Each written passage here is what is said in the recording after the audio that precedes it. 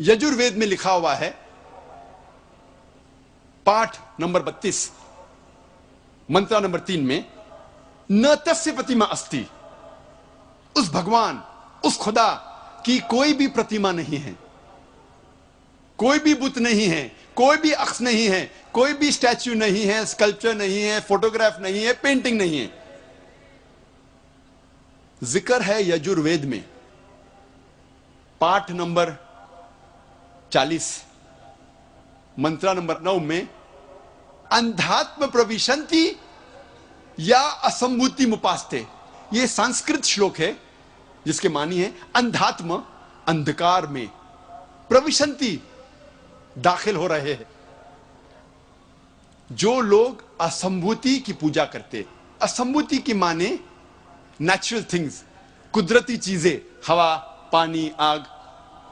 यजुर्वेद में लिखा हुआ है अंधकार में दाखिल हो रहे हैं वो लोग जो कुदरती चीजों की इबादत करते हैं, पूछते हैं, जैसे कि हवा, पानी, आग। और आगे लिखा हुआ है और घोर अंधकार में दाखिल हो रहे हैं वो लोग जो संभूति की पूजा करते हैं। संभूति की मानी इंसान की बनाई हुई चीजें, जैसे टेबल, कुर्सी, बुत वगैरह। अगर आप कुदरती चीजों की इबादत करते हैं तो आप अंधकार में दाखिल हो रहे हैं। अगर आप बनाई हुई चीजों की इबादत करते हैं तो आप और घोर अंधकार में दाखिल हो रहे हैं। लिखा हुआ है यजुर्वेद में, पाठ नंबर 40, मंत्र नंबर 8 में, उस भगवान का कोई भी अक्स नहीं है और वो पाक है। अथर्ववेद में आता है, ये अथर्ववेद, अथर्ववेद में लिखा हुआ है, किताब नंबर 20 में, पाठ नंबर 58 में, मंत्र नंबर 3 में, देव महाअसी, महान है वो खुदा। और सबसे अहम वेद है ऋग्वेद। यह है ऋग्वेद। चारों वेदों में से सबसे अहम वेद है ऋग्वेद। ऋग्वेद में लिखा हुआ है, किताब नंबर 1, पाठ नंबर 164, मंत्र नंबर 46 में, एकम सत विप्र बहुधा वेदांते, जिसके मानी है सत्य एक है, खुदा एक है और संत उन्हें कई नामों से पुकारते हैं। और एक जगह लिखा हुआ है ऋग्वेद में, किताब नंबर 10, पाठ नंबर 114, मंत्र नंबर 5 में, कि आप भगवान को, आप खुदा को कई नामों से पुकार सकते हैं। और ऋग्वेद में सिर्फ किताब नंबर 2, पाठ नंबर 1 में 33 सिफत, 33 नाम खुदा के दिए गए हैं। इनमें से एक है ऋग्वेद, किताब नंबर 2, पाठ नंबर 1, मंत्र नंबर 3 में, ब्रह्मा। ब्रह्मा कहते हैं अंग्रेजी में क्रिएटर। जब हिंदी में कहते हैं इसे कहते हैं बनाने वाला, और जब उर्दू या अरबी में कहते हैं इसे कहते हैं खालिक। हम मुसलमानों को कोई एतराज नहीं अगर कोई अल्लाह को खालिक कह रहा है या बनाने वाला कह रहा है या क्रिएटर पुकार रहा है। लेकिन अगर कोई शख्स कहता है कि ब्रह्मा वो है और उसको एक अक्स देता है, एक प्रतिमा देता है, और कहता है कि उसके 4 सिर है और हर सिर पे एक मुखट है, तो हम मुसलमान इस पर एतराज करते हैं। और आप श्वेता स्वतार उपनिषद, पाठ नंबर 4, श्लोक नंबर 19 के खिलाफ जा रहे हैं, जिसमें लिखा हुआ है, न तस्य प्रतिमा अस्ति, उस खुदा, उस भगवान का कोई भी प्रतिमा नहीं है। और एक नाम ऋग्वेद, किताब नंबर 2, पाठ नंबर 1, मंत्र नंबर 3 में है विष्णु। विष्णु अंग्रेजी में है सस्टेनर, चेरिशर। हिंदी में हम कहेंगे पालने वाला, उर्दू या अरबी में कहेंगे रब। हम मुसलमानों को कोई एतराज नहीं अगर कोई कहता है कि अल्लाह रब है या पालने वाला है या चेरिश या सस्टेनर है, लेकिन अगर कोई शख्स विष्णु को कोई अक्स देता है, कोई प्रतिमा देता है और कहता है कि विष्णु वो खुदा है जिसके 4 हाथ है, एक हाथ में है चक्रा, दूसरे हाथ में है शंख, और वो पानी पे जा रहा है सांप के ऊपर, या हवा में उड़ रहा है गरुड़ा पे, हम मुसलमान इस पर एतराज करते हैं। और आप यजुर्वेद पाठ नंबर 32 मंत्र नंबर 3 के खिलाफ जा रहे हैं, जिसमें लिखा हुआ है न तस्य प्रतिमा अस्ति, उस खुदा उस भगवान की कोई भी प्रतिमा नहीं है। ऋग्वेद में लिखा हुआ है किताब नंबर 8 पाठ नंबर 1 मंत्र नंबर 1 में मां चिदन यदि संसद, भगवान एक ही है, सिर्फ उसकी पूजा करो, सिर्फ उसकी तारीफ करो। ऋग्वेद में लिखा हुआ है किताब नंबर 6 भाग नंबर 45 मंत्र नंबर 16 में या एक इतमुश्ती ही, एक ही खुदा है, एक ही भगवान है, उसकी सिर्फ तारीफ करो, सिर्फ उसकी पूजा करो। और हिंदू धर्म में बुनियादी उसूल फंडामेंटल क्रीड है एकम ब्रह्म द्योत्या नास्ते नेहना नास्ते किंचन, भगवान एक ही है, दूसरा नहीं है, नहीं है, नहीं है, जरा भी नहीं है। There is only one god, not a second one, not at all, not at all, not in the least bit. जब हम हिंदू धर्म की किताबों का मुताला करते हैं, हमें पता लगता है हिंदू धर्म में खुदा भगवान का सही तस्वुर। अब हम तस्किरा करेंगे मजहब इस्लाम में खुदा का तस्वुर, अल्लाह का तस्वुर।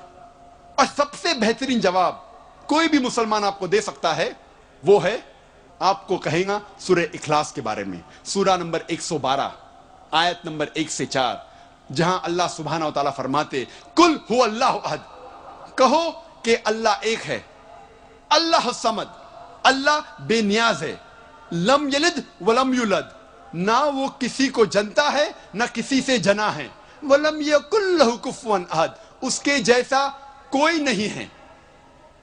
ये 4 आयतों जो सूरह इखलास की है, सूरा नंबर 112 आयत नंबर 1 से 4, ये अल्लाह सुब्हानहू व तआला की तारीफ है। इसे मैं कहता हूं द टचस्टोन ऑफ थियोलॉजी। थियो मीन्स गॉड, खुदा, लॉजी मीन्स स्टडी, जिसके मानी है स्टडी ऑफ गॉड, खुदा की स्टडी। ये टचस्टोन है थियोलॉजी का। टचस्टोन उर्दू में मैं कहूंगा तलिस्मा।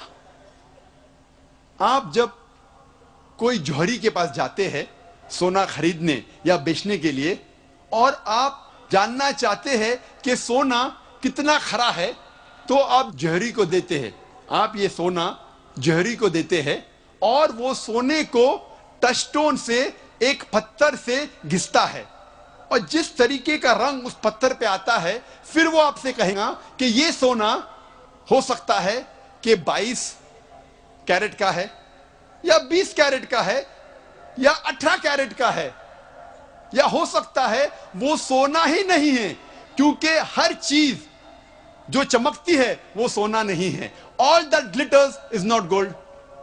इसे कहते हैं टचस्टोन। सूरह इखलास is the touchstone of theology. जो भी खुदा की आप इबादत करते हैं, अगर आप जानना चाहते हैं कि वो सही खुदा है या सही भगवान है, आप उस भगवान, उस खुदा को जांचो सूरह इखलास की बुनियाद पर, और फिर आपको पता लगेगा कि जो खुदा की आप इबादत कर रहे हैं वो सही खुदा है कि नहीं।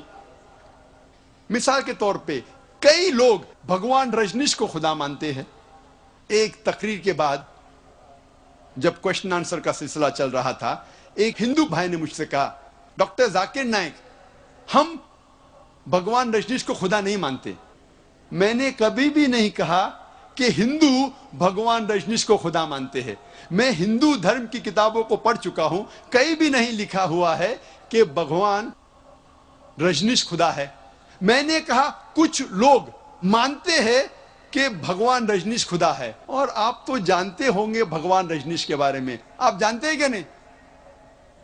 आप भगवान को जानते हैं क्या नहीं? जानते, क्योंकि उसका ताल्लुक इस शहर, इस सिटी पूना से है, उसका मरकज पूना ही है। अब हम देखेंगे क्या भगवान रजनीश सही खुदा है क्या नहीं। सबसे पहला टेस्ट, पहली आयत, कुल हु अल्लाह अहद, कहो कि अल्लाह एक है। क्या भगवान रजनीश एक है? क्या वो एक ही इंसान है जिसने कहा कि मैं भगवान हूं, कि मैं खुदा हूं? कई इंसानों ने कहा कि मैं खुदा हूं, खुसूसन इस देश हिंदुस्तान में, इस देश भारत में हजारों इंसानों ने कहा कि मैं खुदा हूं। वो एक ही नहीं है, लेकिन हो सकता है कि एक रजनीश भक्त कहेगा भगवान रजनीश यूनिक है, अलग है, वो स्पेशल है। ठीक है, हम दूसरी आयत पर जाते हैं। अल्लाह समद, अल्लाह जो बेनियाज है। क्या रजनीश बेनियाज था? हम जब उसकी आत्मकथा पढ़ते हैं, ऑटोबायोग्राफी पढ़ते हैं, इस ऑटोबायोग्राफी में लिखा हुआ है कि भगवान रजनीश को डायबिटीज की बीमारी थी, अस्थमा की बीमारी थी, रीढ़ की हड्डी की बीमारी थी। आप सोच सकते हैं, खुदा को, भगवान को डायबिटीज है, भगवान को, खुदा को अस्थमा है, रीढ़ की हड्डी की बीमारी है। तीसरी आयत, लम यलिद वलम युलद, ना वो किसी को जना है ना किसी से जनता है। He begets not not is begotten. हम जानते हैं कि भगवान रजनीश के वालिदैन थे, माता भी थी और पिता भी थे, और उसकी पैदाइश मध्य प्रदेश में हुई। और सन 1981 में भगवान रजनीश अमेरिका, यूएसए जाता है, और वहां एक शहर Oregon, in the state of Oregon, वो अपना एक गांव बनाता है जिसका नाम था रजनीशपुरम। और वो हजारों अमेरिकनों को बेवकूफ बनाता है। उसके बाद अमेरिकन गवर्नमेंट उसे गिरफ्तार करती है और जेल में डालती है। भगवान रजनीश का इल्जाम है कि American government gave me slow poisoning, American government ने उसे धीरे धीरे जहर दिया। आप सोच सकते हैं कोई भगवान, कोई खुदा को जहर दे रहा है। और 1985 में, सन 1985 में अमेरिकन गवर्नमेंट भगवान रजनीश को यूएसए के बाहर निकाल देती है। फिर से वो इस शहर में आता है, आपके शहर में, पूना में,